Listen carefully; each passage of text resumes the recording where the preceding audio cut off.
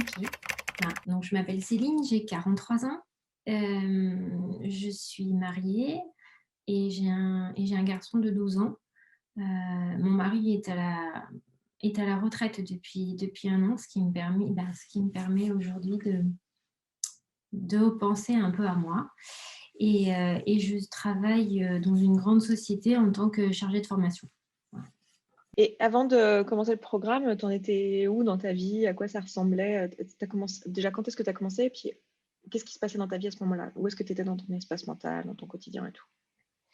Heu, J'étais avec beaucoup de kilos en trop en plus et j'étais à un stade où je voulais plus faire de régime, donc et je voulais m'accepter telle que j'étais. J'avais et j'ai un peu encore toujours un souci au niveau des intestins, de la digestion, tout ça. Donc je cherchais en fait sur internet pendant le confinement, puisque j'avais du temps, j'ai cherché sur internet, comment me sortir de là et pof, je tombe sur le jeûne intermittent et jeûne intermittent, j'arrive sur une de tes vidéos et je voulais m'accepter telle que j'étais et je me voyais à 43 ans me disant: «Bon, maintenant tu as 43 ans, tu as un garçon de 12 ans», en gros, je me voyais un peu dans l'attente qu'il se passe quelque chose dans ma vie, mais je pensais pas que je pouvais être motrice de ça, en fait. Et voilà, donc après j'ai regardé tes vidéos et j'ai fait que ça, en fait, pendant tout le confinement. Le podcast, les vidéos YouTube, mais pas je mettais pas en action, du coup, voilà.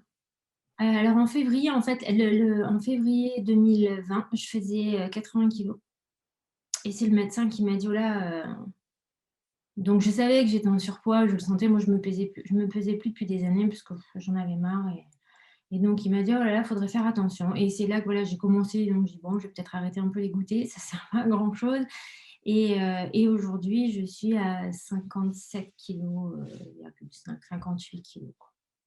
Voilà. OK, donc on est sur une bonne vingtaine de kilos, quoi. Heu, Qu'est-ce qui a fait que tu as pris la décision de t'inscrire, en fait? Pourquoi tu t'es inscrite? Alors en fait, j'ai commencé le jeûne intermittent au mois d'avril, hein, enfin, un peu après avoir commencé à regarder, les podcasts et de là au moment où je me suis inscrite, j'ai perdu 10 kilogrammes. Rien que le jeûne intermittent, m'a fait du bien. En fait, ça m'a permis de me recalibrer et de m'apercevoir, que de ne pas manger le matin, c'était pas grave, hein, que j'allais pas en mourir, alors que c'est vrai que j'avais cette pensée que le repas le plus important, c'est le matin. Donc j'ai toujours déjeuné le matin et je me suis toujours sentie mal après. Donc maintenant, voilà, je revis grâce à ça et ce qui m'a fait alors, j'ai hésité pour m'inscrire et dans un premier temps, j'ai dit: «Je vais m'inscrire à la communauté». Donc c'est ce que j'ai fait. Je crois que je me suis inscrite au mois de mai à la communauté, mais j'avais énormément de mal. J'ai besoin vraiment d'être accompagnée et je sentais que bon, j'avais fait 1 ou 2 coachings, j'écoutais les mots du jour, je faisais quelques outils, mais je me sentais un peu perdue, en fait. J'avais aucune notion de dev perso et donc effectivement, des fois, je me sentais super en décalage, je comprenais pas ce que tout le monde disait et et donc je cherchais plutôt un financement pour m'inscrire, en fait. C'était ça le petit truc qui coinçait, mais je savais que je le ferais et j'ai eu de la chance, on va dire. J'attendais une rentrée d'argent et elle est arrivée fin fin mai, puisque je me suis inscrite pour la promo de juin. Ouais, j'allais dire, c'était comment pour toi le fait d'investir, sur toi? C'est un truc qui te faisait peur? Enfin, je sais pas, c'est quand même une grosse somme. Enfin, c'est une somme de l'ordre de, je compare souvent une opération de chirurgie esthétique, c'est le même genre d'ordre de grandeur en termes de prix, on est sur quelques milliers d'euros. Oui, c'est vrai. Hem Et du coup, comment c'était pour toi? Ça t'a fait peur? C'était un fort investissement? C'était enfin, malheureusement, on n'a pas tous le même niveau de vie, donc ça représente pas pour tout le monde la même chose, donc comment c'était pour toi? Ça t'a fait peur? Oui, ça me faisait peur, mais quelque part, j'en discute avec mon mari, parce qu'on est 2, on vit en famille, enfin voilà, il faut l'inclure dans la vie de famille mais je l'avais en tête quoi, je me le sortais pas de la tête. Donc je savais que, si ce coup de pouce ne serait pas arrivé, je me serais débrouillée autrement, mais je me serais inscrite. Ouais, je savais que j'aurais fait un crédit quoi, voilà, pour parler, clairement, j'aurais fait la démarche de faire un crédit et je Ouais, l'aurais fait. vous êtes nombreuses à à penser comme ça et à parfois prendre plusieurs mois pour mettre de côté, et je trouve ça, enfin, je trouve que c'est une super belle preuve d'amour vis-à-vis de soi. Même, en fait, tous les mois, quand parfois ça peut prendre des mois, où tu fais la démarche, en fait, à ce moment-là, tu es déjà en train, enfin, le simple fait de mettre de côté pour cet investissement-là, tu es déjà en train de miser sur toi et tu es déjà en train de faire un acte d'amour envers toi. Et je trouve ça trop bien, quoi. Enfin, je suis hyper impressionnée par ça et moi, ça m'inspire beaucoup parce que c'est des choses que j'avais pas envisagées pour moi-même, tu vois. Donc, merci pour l'inspiration. Et est-ce que tu te souviens comment c'était pour toi juste après ton inscription, les premiers jours et tout, parce que tu venais de la communauté du coup? Comment c'était pour toi après l'inscription? Tu te souviens? J'ai tout de suite regardé les vidéos, enfin, voilà, tout ce que tu présentes. Enfin, voilà, une envie de tout apprendre. Et j'ai mis en place, voilà, enfin, j'ai vraiment suivi dans l'ordre les, les modules, etc. Euh, un petit peu perdu, mais voilà, ça a duré allez, même pas une semaine, parce que c'est vrai qu'il faut découvrir comment ça fonctionne entre le Slack et toutes ces choses-là, mais c'est voilà, c'est vite, je me suis vite adaptée et là, voilà, la petite inquiétude du démarrage, elle est vite partie. Puis ben, vous êtes là, que ce soit la coach référente, que ce soit Iris. Et d'ailleurs, comment c'était pour toi en fait le programme en lui-même? Comment tu l'as vécu? Est-ce que c'était linéaire? Est-ce qu'il y a eu des hauts, des bas? Enfin, comment tu as vécu ces 6 mois? Parce que c'est long quand même, 6 mois. Oui, c'est long, ouais. Et alors, les 2 premiers mois, très bien. J'ai pas de. Voilà, donc j'ai continué le jeûne intermittent, ce qui m'a permis de me calibrer, de reconnaître mes sensations de faim, de satiété, chose que je ne connaissais pas. Donc, ça a été top. Les repas plaisir, donc pas de problème, je les vivais bien. C'est après, arrivé, on va dire septembre-octobre, où les repas plaisir, je sentais que c'était des tampons. Et là a commencé à s'instaurer voilà, en fait, j'ai en même temps lu des livres que toi ou les autres coachs vous citez, les 5 langages de l'amour et tout ça. Donc, et donc, je me suis dit, voilà, mes moments de qualité, je ne peux pas les avoir avec mon mari ni avec mon fils, parce qu'il grandit, il pense à autre chose. Je vais les avoir avec moi. Et en fait, je faisais mes moments de qualité avec mes repas plaisir. Et après, c'est devenu un petit peu des orgies de sucre. Enfin, on en a parlé, j'en ai parlé. Et voilà, ça a été un peu ça jusqu'à la fin du coaching, mais toujours modéré et toujours en conscience et jamais plus comme avant. Voilà, parce que je savais ce que je faisais. Donc voilà, il y a eu cette période-là qui a été un peu difficile, et la peur de l'échec aussi. Ça aussi, on avait, quand j'ai suivi les ateliers, moi, les échecs, je les évite. Moi, j'aime bien garder ma ligne droite. Et je me souviens aussi tu m'avais coaché lors d'un atelier où tu m'avais dit, mais un jour, il faudra bien que tu le prennes, le virage. Et donc, ça va te servir. Et ça, pareil, voilà. Donc, ça met du temps, pour faire son chemin. Euh, et encore aujourd'hui, je fais des essais. Je fais des essais. Ça marche, ok, je continue. Ça marche pas, je remets en place d'autres actions. Et je sais faire aujourd'hui. Voilà, c'est ça. C'est ça qui change par rapport à avant. Qu'est-ce qui a changé dans ta vie? Bon, à part les 20 kilos, parce que ça, bon, on l'a dit, les filles qui regardent le savent, très bien, on peut perdre du poids dans le programme, super. Mais mis à part ça, qu'est-ce qui a changé? Qu'est-ce qui a changé dans ma vie? La relation aux autres, tout bonnement. Enfin, je suis plus ouverte. Mes pensées sont aujourd'hui positives. J'arrête de tout prendre sur moi, de dire que c'est ma faute. Je sais que ce que pensent les autres, ça les regarde et que je ne suis qu'une circonstance pour eux. Donc, voilà. Et je vois que en étant aujourd'hui ben, plus présente, plus consciente dans mes relations et dans mes échanges aux autres, ça se ressent et l'autre agit différemment.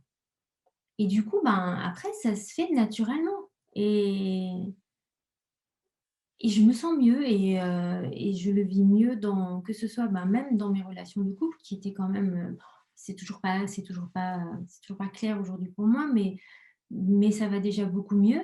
Dans mes relations de travail, c'est pareil. Même ma responsable, elle m'a dit qu'elle avait vu le changement. Et je le ressens pareil dans notre échange. Elle a confiance en moi, elle me pose moins de questions, elle va moins chercher où je suis, qu'est-ce que je fais. Voilà, c'est vraiment dans ma position que j'ai aujourd'hui et même dans ma posture physique qui fait que ça donne un échange différent par rapport à avant. Voilà ce qui a changé pour moi, c'est que j'ai fait le pas, j'ai fait l'action, voilà. Je vais pas rester tous les dimanches à attendre qu'un club de rando vienne bien voir, Céline et me dise: «Allez, viens t'inscrire». Non, j'y suis allée. Je me suis inscrite à la boxe avec mon mari.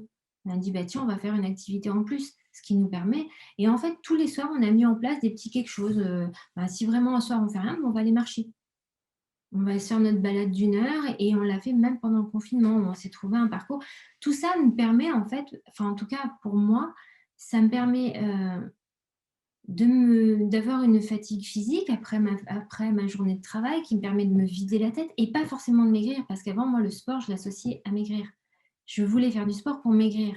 Et pareil en t'écoutant j'ai compris que ben on peut maigrir sans faire de sport déjà, mais après, c'est tout un état de se sentir bien dans son corps, dans sa peau, dans sa tête, quoi. C'est à ça que ça sert, quoi. Et aujourd'hui, je le ressens vraiment comme ça. Donc en fait, voilà, j'ai mis toutes ces choses-là en place pour me permettre bah, voilà, d'avoir enfin, de faire quelque chose, quoi. De pas d'être toujours en train d'écouter et de dire: «Bah oui, je vais le faire». Non, je fais les choses. Voilà. Je sais pas si ça répond à la question. Si, et puis ça rebondit, enfin ça développe ce que tu as dit un peu plus tôt, dans notre discussion, à savoir que en fait, tu t'es rendu compte que tu pouvais être motrice. Et du coup, dans le programme, qu'est-ce qui, toi, t'a servi le plus, en fait? Qu'est-ce qui t'a, été utile? Qu'est-ce que tu as aimé? Bah, les coachings, parce que toujours, enfin et n'importe quel coach que ce soit et c'est vrai que j'en ai quasiment pas loupé un auquel, je pouvais participer parce que moi, ça m'aidait beaucoup en tout cas, par rapport peut-être à ma personnalité, parce que je sais qu'il y a des filles de la promo qui, à un moment donné, n'en avaient plus besoin, n'y allaient plus. Moi non, je voulais rien rater parce que je me dis: «Il y a toujours quelque chose à apprendre». Ça c'est vrai que chaque fois, il y avait toujours une phrase, quelque chose qui me permettait de et c'est vrai que c'était quand c'était propre à moi. J'écoutais d'autres coachings, j'ai écouté d'autres, replays, j'ai participé à des coachings où je ne faisais qu'écouter, mais j'avais toujours un petit peu de mal à m'approprier la j'en ai eu quelques-unes des pensées, mais c'est vrai que ceux qui m'ont le plus, servi, c'est ceux pour lesquels j'étais coachée, quoi. Les croyances limitantes m'ont beaucoup aidée aussi sur des sujets qui me parlaient. Ben, c'est vrai que je prenais note chaque fois des pensées, qui pouvaient me parler et m'aider et je les notais. Après quasiment dès le départ, hein, j'ai commencé, de l'auto-coaching, faire l'auto-coaching. J'ai un cahier où je note tous mes repas, mon journal alimentaire. Je me pose aussi des questions. Je fais un flot de pensée tous les jours. Ça, j'ai trouvé ça mais fabuleux, le flot de pensée. Mais c'est quelque chose je dors beaucoup mieux depuis que je fais ça parce que, ben, ça me permet de tout laisser, voilà, sur le papier, quoi et ça me fait tilter des choses, quoi, quand j'écris. Donc ça, oui, c'est quelque chose que je connaissais pas et effectivement quelque chose qui m'aide beaucoup encore aujourd'hui. Tous les outils que tu proposes, alors je les ai pas tous faits, mais le flot de pensée, les repas plaisir, manger, en conscience, enfin en présence, je sais plus comment il s'appelle exactement. Celui-là aussi m'a beaucoup aidée et moi j'ai pris tout ce qu'il y avait à prendre à cette en fait. Donc Comment tu fais aujourd'hui pour savoir que, ça va pas redevenir comme avant? Tu sais, ton rapport à la nourriture, il va pas changer? Ça va pas tu vas pas genre, parce que souvent il y a un peu cette inquiétude, je vais reprendre du poids ou il y a un moment donné où oui, ça va marcher un temps, mais il y aura un moment où je vais reprendre mes anciennes habitudes parce qu'il va se passer ci ou ça dans ma vie et je vais reprendre mon poids. Comment tu as cette certitude que c'est plus un problème? et c'est bizarre, enfin, c'est pas facile à expliquer. J'ai l'impression que c'est en moi. Je pense que c'est toutes ces pensées que j'ai dégommées, quoi, au fil des 6 mois de coaching. Des pensées tellement ancrées qui étaient en moi, ben, voilà, faut manger le matin, c'est le repas le plus important. Si tu sautes un repas, c'est pas bien. Il faut manger tout le temps. Ben, ça, elles ont été dégommées rapidement et aujourd'hui, hem même si je sais que demain, je peux reprendre du poids parce qu'on ne sait pas ce qui peut se passer dans la vie, quelque chose qui va me faire tamponner plusieurs fois d'affilée, je sais que j'ai les outils et que je sais comment il faut faire aujourd'hui pour reprendre le chemin que je me suis créé. Donc en fait, j'ai pas peur. Je sais que ça peut arriver parce que, ben, oui, ça peut arriver. Je suis OK avec ça, mais je sais que ce sera plus un problème. Du coup, peut-être une dernière question que j'ai envie de te poser, c'est qu'est-ce que tu dirais à la personne qui te ressemble, ou même la toi, en fait, de février, qui regarderait cette vidéo et qui hésite et qui croit pas vraiment. Mais quel beau chemin parcouru et qu'est-ce que tu as bien fait, quoi. Et que je ne regrette absolument, absolument pas, quoi. Absolument pas. Ouais, je referai, quoi. Je... Non, franchement, je suis super fière de moi, de mon parcours. Et un grand merci encore à toi. Vraiment merci à toi. Qu'est-ce que je suis heureuse d'être tombée sur ta première vidéo, quoi. Franchement, moi, le confinement, l'année 2020, je l'ai kiffé, mais à fond, quoi. Vraiment, c'est pour moi une année super positive.